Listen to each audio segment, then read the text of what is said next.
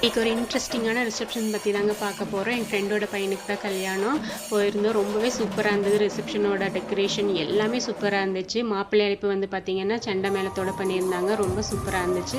Welcome ட்ரிங்கே ரொம்பவே கலக்கியிருந்தாங்க. Mint துளசியெல்லாம் போட்டு ஒரு ஜூஸ் கொடுத்தாங்க. செமையாக இருந்துச்சு. அதே மாதிரி பார்த்திங்கன்னா காய்கறியில் வந்து பொண்ணு மாப்பிள்ளையோட உருவத்தை வந்து செதுக்கியிருந்தாங்க. அதுவும் ரொம்பவே இன்ட்ரெஸ்டிங்காக இருந்தது. ஸ்டேஜுக்கு அழைச்சிட்டு வந்தாங்க. அப்போ பார்த்திங்கன்னா டான்ஸ் எல்லாம் ஆடி ரொம்பவே சூப்பராக கூப்பிட்டு வந்துட்டு இருந்தாங்க.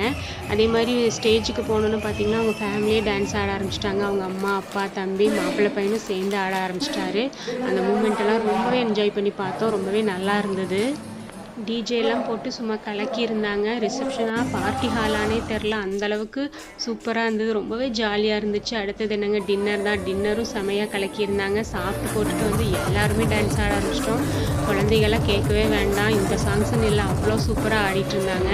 ரொம்பவே என்ஜாய் பண்ணோம் இந்த ரிசப்ஷனை.